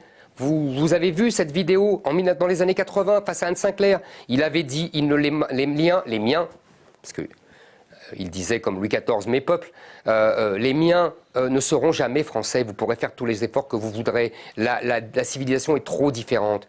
Mais ce n'est pas mal, ce n'est pas grave. Je comprends qu'on soit attaché à sa culture, à ses mœurs, à son Dieu, à sa civilisation. C'est tout à fait, mais vraiment respectable. Okay. Changeons de sujet. Je vous en prie, moi c'est vous qui suis vos sujets. L'écologie. fait juste un sujet comme ça ou je pose des questions plus... Et allez-y, je vous en prie. On reste sur le nucléaire, on reste pas sur le nucléaire, on continue l'éolien, on fait comment avec la pêche? Comme vous voulez, moi je suis tout à fait prêt à parler de nucléaire et d'éolien. La voiture électrique, pour ou contre? Voiture électrique. La voiture électrique? Oui. Vous avez votre permis de conduire? J'ai mon permis de conduire. Je conduis mal, mais j'ai mon permis de conduire. C'est quoi comme voiture? J'ai pas de voiture parce que je suis sous protection depuis maintenant près de 2 ans. Donc vous voyez, je suis... Vous payez vos taxis? Ah non, c'est la police qui m'emmène. Bon, je m'en serais passé. Hein. Et moi, je prends pas la voiture dans Paris. Je prenais le métro. Combien vous gagnez? Oh, ça vous regarde pas. Et là, pour l'instant, je ne gagne plus rien. Puisque je n'ai plus... pas de droit d'auteur, rien du tout? Ah non, mais j'ai droit d'auteur. Mais je ne suis plus né à CNews, ni au Figaro, ni à Paris Première. À CNews, mais ça ne vous regarde pas. Je ne tiens pas du tout à vous dire ce que je gagne. Voilà. L'écologie. L'écologie. Donc on était à la voiture électrique. Donc je n'ai rien contre la voiture électrique. Je ne suis pas un fou de voiture. Donc vous voyez, je conduis très peu. Je vous dis, dans Paris, je ne conduisais jamais. C'est plutôt une corvée pour moi. Je préfère prendre le train. Maintenant, je pense aux 100 000 emplois que la France va perdre dans les années qui viennent à cause d'une transition écologique, comme on dit, et d'un passage à la voiture électrique ultra rapide. Ça me paraît un peu fou. Surtout que la France était en avance sur le moteur diesel, sur le moteur thermique, qui était beaucoup plus économe en CO2 qu'on le disait. On a fait des progrès formidables. Maintenant, en plus, si on veut passer à la voiture électrique, grand bien nous fasse, sauf que, si j'ai bien compris, nous sommes dépendants des batteries électriques chinoises, alors que nous avions nos propres moteurs thermiques, donc ça nous fait encore une dépendance. Je sais qu'on parle de Airbus, de la batterie électrique européenne, etc., mais pour l'instant, on ne voit pas le bout du nez. Vous voyez, vous en riez vous-même. Et donc, on va être en dépendant des Chinois, une dépendance de plus. Donc, on sacrifie notre industrie automobile au nom d'impératifs écologiques, alors même que grâce au nucléaire et à l'hydraulique, nous avons déjà, vous me l'accordez, nous sommes le pays le moins émetteur de CO2 d'Europe. Nous émettons, je crois, 3 fois de moins de CO2 que l'Allemagne et 5 ou 6 fois de moins que les États-Unis. Donc, c'est pas la France. Si la France émet moins de CO2, ça ne va pas changer la face du monde. Parce que déjà, elle en émet très peu. Donc je pense que comme la France est plutôt vertueuse grâce au choix nucléaire, je reconnais qu'on ne l'a pas fait pour ça à l'époque. On l'a fait pour l'indépendance énergétique. Pour la bombe. Et vous avez tout à fait raison. Vous avez tout à fait raison. Il y a un lien entre la bombe atomique et le choix de l'énergie nucléaire. Vous avez tout à fait raison. Donc on l'a fait pour ça, pour l'indépendance militaire du pays, et pour l'indépendance énergétique quand il y a eu le choc pétrolier, mais vous savez tout ça. Donc nous devons, là c'est une technologie française, on était à la pointe, et nous avons des gouvernements irresponsables qui depuis 10 ans ont sacrifié cette magnifique technologie française au gré des accords électoraux, je pense à Hollande. Vous savez que c'est à cause de ça qu'on a fermé Fessenheim. C'est pour un accord électoral à la noix entre Martine Aubry, qui était à l'époque première secrétaire du PS, et les Verts. Vous imaginez, c'est pour quelques circonscriptions aux Verts qu'on a fermé Fessenheim, une centrale nucléaire qui marchait très bien et qui aurait pu vivre encore 20 ans. Les politiques qu'on mérite. Ah mais ça, vous avez raison, ça sans doute que vous avez raison, mais enfin on peut quand même critiquer ce qu'on fait quand même. Et que Emmanuel Macron aurait très bien pu, il n'était absolument pas redevable, comme François Hollande, de ses magouilles politiciennes avec le PS. Il aurait très bien pu dire, mais moi, ce qu'a décidé François Hollande, je m'en moque. Non, il ne l'a pas fait, pour des raisons encore de communication politique, pour se faire bien voir des écolos. C'était son époque écologique. Et maintenant, vous avez vu, il revient au nucléaire. Ce type dit tout et le contraire de tout sur tous les sujets. Bon, mais ça, on commence à avoir l'habitude. Donc voilà, si vous voulez, je pense, moi, que on a de la chance. On avait une énergie nucléaire qui assurait notre indépendance et qui en plus était économe en CO2. Nous devons la maintenir et la faire progresser. Nous devons absolument, si vous voulez, réinvestir dans cette filière pour attirer de nouveau les compétences, parce que le dédain avec lequel nous avons traité cette filière nucléaire a fait fuir les meilleurs, donc ils ne viennent plus dans le nucléaire. Nous devons arrêter en plus avec le pendant des énergies renouvelables avec l'éolien. L'éolien, c'est bien pour les gens qui n'ont pas le nucléaire. L'éolien, c'est bien pour les gens qui n'ont pas d'autres énergies. Mais si vous voulez, on a vu ce qui se passait en Allemagne. Au-delà de la laideur et de l'enlaidissement des paysages, sans compter les massacres de petits oiseaux, etc., sans compter le béton énorme que l'on coule pour ces éoliennes. Leur cyclage. Exactement, l'absence de recyclage. Vous savez très bien aussi que c'est une énergie intermittente, qu'il n'y a que 25% de la capacité de production et que donc, quand il n'y a pas de vent, eh ben, on va chercher quoi? On va chercher le charbon, ce qu'ont fait les Allemands, ou alors le gaz. C'est ce qui explique en grande partie la hausse du prix du gaz aujourd'hui. Donc vous voyez, tout cela, c'est une politique de gribouille. On avait, grâce à la décision sage et vraiment intelligente de Gaulle, Pompidou et Giscard, qu'on oublie toujours, qui a fini le travail de ces centrales nucléaires. D'ailleurs, il disait à la fin de sa vie que c'était ce dont il était le plus fier dans sa carrière politique. Je pense qu'il avait raison. Donc, vous voyez, on a bazardé tout ça et on dit, ah ben non, c'est pas grave, on va la baisser à 50%. Pourquoi 50%? On n'en sait rien. Pourquoi pas 40, pourquoi pas 30, pourquoi pas 60? C'est comme ça, c'est arbitraire. En vérité, non, il faut absolument maintenir et préserver notre énergie nucléaire. Et d'ailleurs, je vous dis, Emmanuel Macron a été une révélation, a subi une révélation. Maintenant, il ne jure que par le nucléaire. Mais voyez, l'impréparation et un certain amateurisme. Il nous dit, ça vous a pas échappé, il nous dit on va faire des petites centrales. Hein, les petits réacteurs. Petits réacteurs, pardon. Pour faire des petites catastrophes. Il n'y a pas eu de catastrophe en France, arrêtez. Il n'y a jamais eu de catastrophe. Ça a tué moins que le charbon et que le gaz, le nucléaire. C'est pas parce qu'il y a la bombe atomique que ça va faire des catastrophes. Donc il nous dit les fameux réacteurs, les petits réacteurs, mais nous ne maîtrisons pas cette technologie. Comme nous avons négligé le nucléaire depuis 10 ans, nous ne la maîtrisons pas. J'ouvre une parenthèse. Je vous en prie. Notre complexe nucléaire avec nos 50... Vous avez jusqu'à quelle heure? Comment? Bah écoutez, on conclut là. Ça fait déjà 1h30, c'est bien. Non, ça fait 1h23. Eh ben, vous voyez. Allez-y, ne vous censurez pas. Non, mais je me censure pas, hein, c'est pour vous. Vous êtes chez vous. Exactement. Vous avez bien compris ce que c'était. Mais bien sûr, mais moi j'aime ce genre de... Vous avez vu, j'échange avec vous. Nos complexes nucléaires ne sont pas du tout protégés contre la menace terroriste. Est-ce que multiplier des petits réacteurs un peu partout, c'est pas aussi prendre des risques? C'est pas une question que je balaye du revers de main. Il y a des risques, évidemment, il y a des risques terroristes. Je pense que vous exagérez en revanche quand vous dites qu'ils ne sont pas protégés contre la menace terroriste. Ils ne sont pas protégés. Quand on voit Greenpeace capable de faire péter un drone avec des feux d'artifice à côté d'une piscine de stockage, on rigole.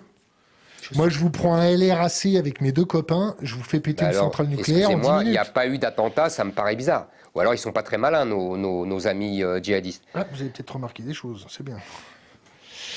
Question sur l'écologie. La France qui est condamnée pour sa diffusion de CO2.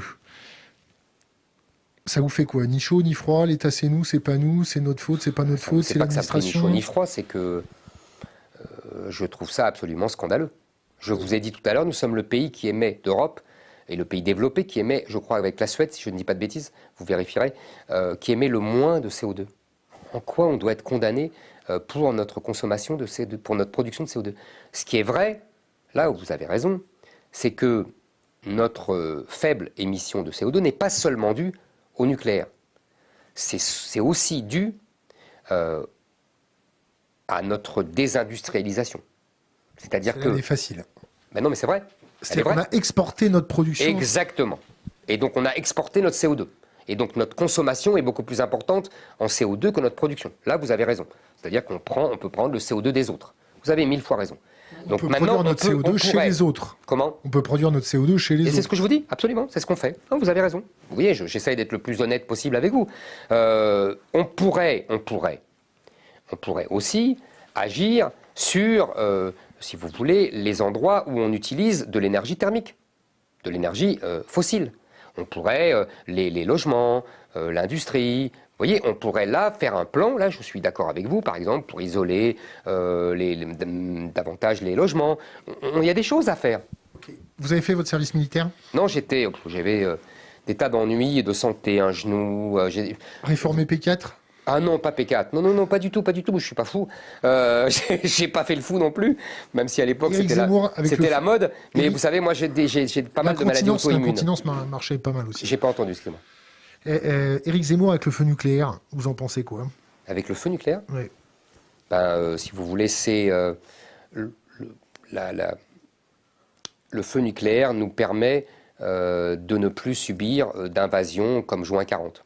C'est pour ça que ça a été fait. Il faut bien comprendre que quand le général de Gaulle fait ça, il est hanté par l'invasion de juin 40. Quand Christophe Castaner vous met un taquet par rapport à ce que vous avez marqué dans un de vos bouquins par rapport aux filles dans les bus... vous passez du coq à l'âne, c'est ce qui s'appelle passer du coq à l'âne. J'admire. Quand on me donne 1h23, 1h27, quand on donne 1h30, si on avait eu plus... Mais allez-y, je vous en prie. On aurait pu faire mieux.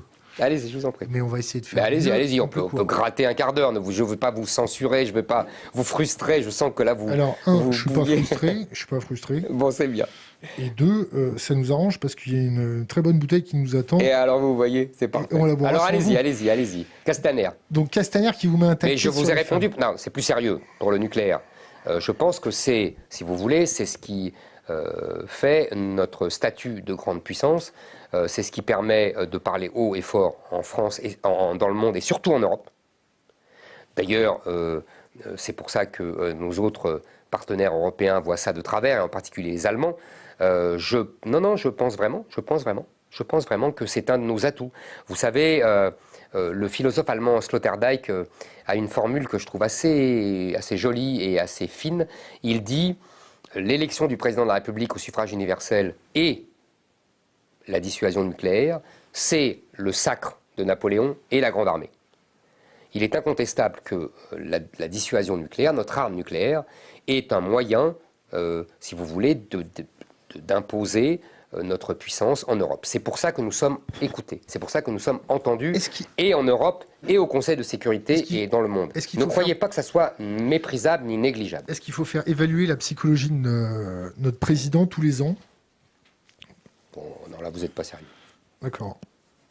Revenons au taquet de Castaner. Qu'est-ce que vous en pensez? C'est assez bête. Pourquoi c'est bête? Mais je vais vous dire pourquoi. Si vous me permettez, parce que c'est dans le Suicide français. Je racontais, vous savez, dans le Suicide français, je m'intéressais à tous les films, à toutes les chansons, à tout le bain culturel dans lequel on avait vécu et qui a changé, nos mentalités, notre façon de vivre, etc. C'était ça le thème de ce livre qui remontait les 40 dernières années. Et j'évoque à un moment un film qui m'avait beaucoup plu dans ma jeunesse et qui est Elle court la banlieue, 1973, qui est justement le début de la banlieue. Et donc, où on voyait, vous voyez, ça vous aurait plu, vous devriez voir ce film, parce que c'est la banlieue, mais telle que je l'ai connue moi. C'est-à-dire la banlieue avant le regroupement familial. Et donc, évidemment, il y a des conflits, il y a des incompréhensions, il y a des agacements, parce que le réseau de transport en commun n'est pas adapté à cette nouvelle population qui vient autour de Paris. Vous voyez, on voit tout ça. Il y a Marthe Keller qui joue une jeune femme et elle a une copine, elles prennent le train, le bus, donc on voit la galère, vous voyez, des banlieusards de l'époque. Et il y a une scène où le chauffeur de bus ne peut pas s'empêcher de mettre une main aux fesses à la copine de Marthe Keller. Et la copine de Marthe Keller dit « Oh, ça va ». Mais je disais, dans le livre, je dis « Il n'y a pas d'agressivité, il n'y a pas…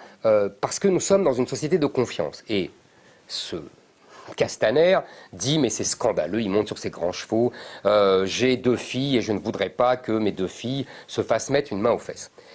C'est dérisoire et grotesque, et je vais vous dire pourquoi si vous me laissez 2 minutes puisqu'on a le temps. En vérité, qu'est-ce que j'ai voulu dire dans ce texte? J'ai voulu montrer, je vous le répète, l'ambiance de la banlieue d'avant le regroupement familial, c'est-à-dire une ambiance pacifiée. C'est-à-dire que c'est une époque où même les gestes inconvenants, les gestes qui ne doivent pas se faire, comme cette main aux fesses, sont contrôlés par la société. C'est-à-dire que celui qui s'en rend coupable est immédiatement surveillé et puni par le qu'en dira-t-on global. On lui dit non, ça ne se fait pas. Et il ne le fait plus. C'est ça que j'ai voulu décrire. J'ai voulu décrire cette société. Alors évidemment, il va prendre une phrase et il va mettre le focus là-dessus pour m'attaquer. C'est dérisoire. Aujourd'hui, nous n'en sommes plus là. Aujourd'hui, ces jeunes femmes dans la banlieue ne pourraient même pas se mettre en mini-jupe comme elles se mettent, parce qu'elles se feraient insulter, cracher dessus, quand elles ne se feraient pas tabasser par les jeunes de la cité qui font régner l'ordre islamique. Donc ça n'a rien à voir. On n'est plus dans la même époque. Et aujourd'hui, c'est pas Castaner qui défend ces jeunes femmes et qui défend ces filles. Parce que ces filles, comme les jeunes femmes de la génération de ces filles, elles sont en permanence en danger à cause de l'immigration, justement, et des enfants, de beaucoup d'enfants de l'immigration qui les agressent, qui les insultent, qui leur interdisent de porter des robes ou des jupes parce qu'ils les traitent de putains à cause de ça. C'est ça l'ambiance dans les banlieues. C'est ça aussi l'ambiance même à Paris, dans certains quartiers. Donc, lui, il a été ministre de l'Intérieur.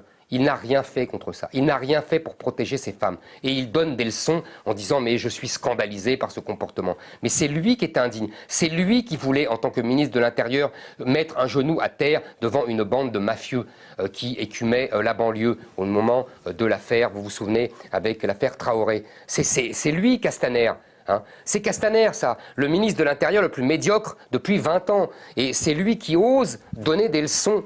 Mais j'en rigole, hein, j'en rigole encore. Question Internet. Par qui est-il financé? Qui vous conseille? Par qui êtes-vous financé? Qui vous conseille? Pour l'instant, je suis financé par personne.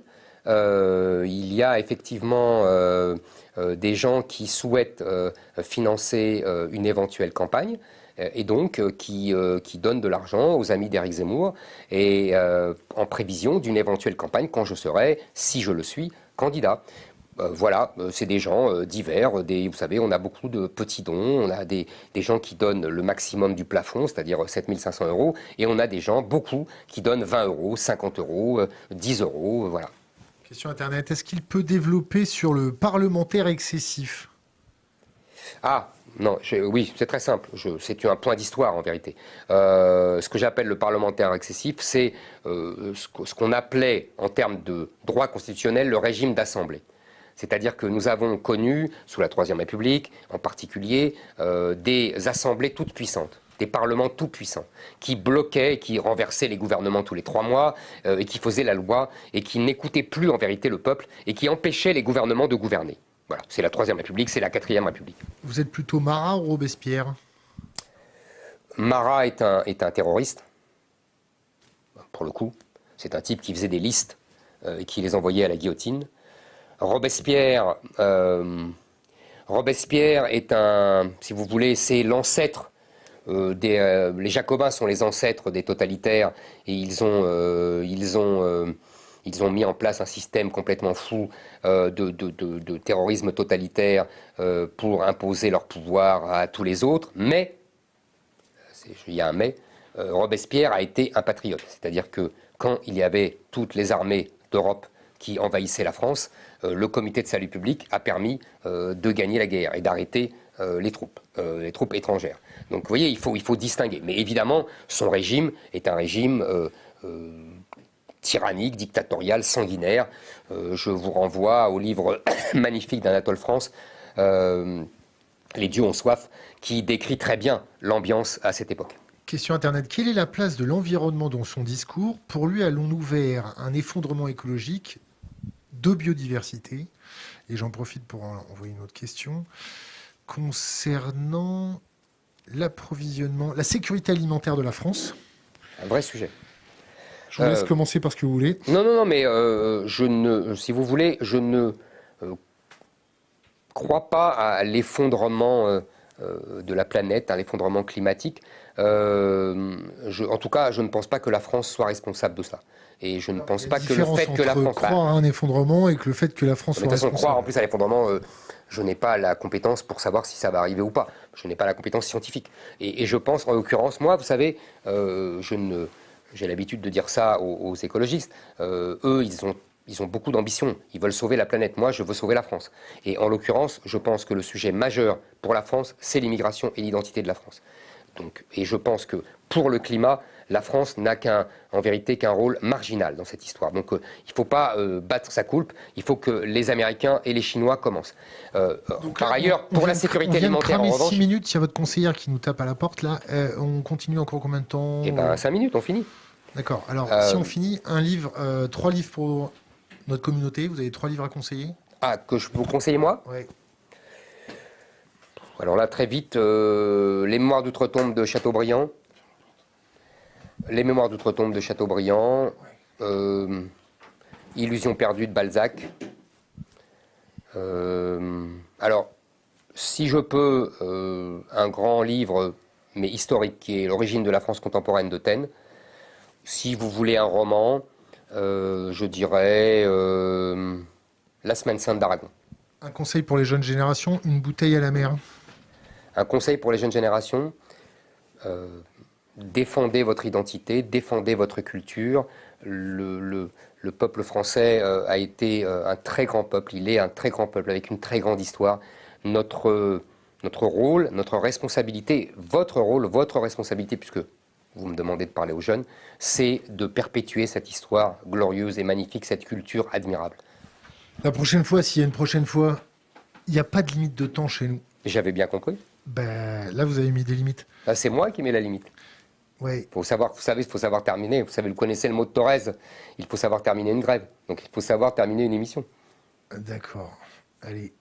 Allez, bonne soirée. Merci. Merci à vous.